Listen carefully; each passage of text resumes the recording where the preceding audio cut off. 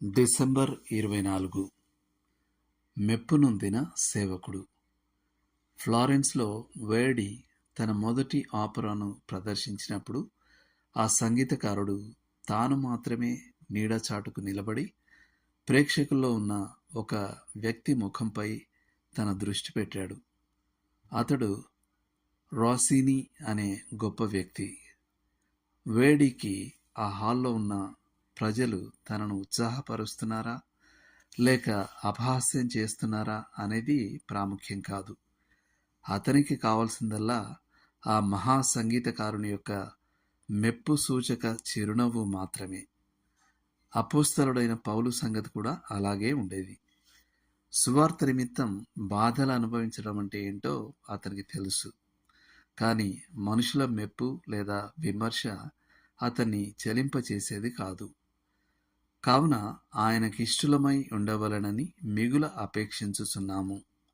కొరింథీయులకు రాసిన 2వ పత్రిక 5వ అధ్యాయం 9వ వచనం.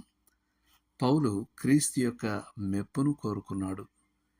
దేవుని సేవకుడు మనుషులను ఆకర్షించి సంతోషపెట్టేలా రాజీ పడడానికి ఎల్లప్పుడూ శోధింపబడతాడు. డిఎల్ మూడీ గారు ఇంగ్లండ్లో బోధిస్తున్నప్పుడు ఓ పనివాడు వేదికపై అతని వద్దకు వచ్చి చాలా ప్రముఖుడైన ఓ గొప్ప వ్యక్తి హాల్లోకి వచ్చాడని చెప్పాడు.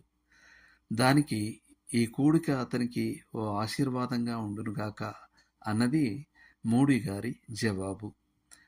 అతడు ఎవరినీ ఆకట్టుకునే ప్రయత్నం చేయకుండా మళ్ళీ ముందట్లాగే బోధించడం కొనసాగించాడు.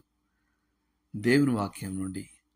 సహోదరులారా, మేము ప్రభువైన యేసు ద్వారా మీకిచ్చిన ఆజ్ఞను మీరు ఎరుగుదురు. కాగా మీరేలాగు నడుచుకుని దేవుని సంతోషపరచవలనో మా వలన నేర్చుకున్న ప్రకారంగా మీరు నడుచుకొనిచున్నారు. ఈ విషయంలో మీరు అంతకంతకు అభివృద్ధి నొందవలనని మిమ్మను వేడుకొని ప్రభువైన యేసునందు హెచ్చరించుచున్నాము. తెస్సలోనికైలకు రాసిన మొదటి పత్రిక 4వ అధ్యాయం 1-2 వచనాలు. ఇవి కూడా కొలస్సీలకు రాసిన పత్రిక 1వ అధ్యాయం 10వ వచనం, యోహాను సువార్త 8వ అధ్యాయం 28-29 వచనాలు, యోహాను రాసిన మొదటి పత్రిక 3వ అధ్యాయం 18-22 వరకు. చేయాల్సిన పని. బహుశా ఇది మన దగ్గర ఏమున్నాయో రాసుకోవాల్సిన సమయమేమో. ఓ కాగితం మీద ప్రభువును సంతోషపెడతాయని మీరు అనుకునే కొన్ని విషయాలను వరుసగా రాయండి. ఆయనను నిజంగా సంతోషపెట్టే విషయాలపై ఏకాగ్రత పెట్టడానికి, ఆయనకు సంతోషం కలిగించని విషయాలను తొలగించుకోవడానికి సహాయం చేయమని ఆయనను వేడుకోండి. దేవుడు మిమ్మల్ని దీవించునుగాక. ఆమెన్.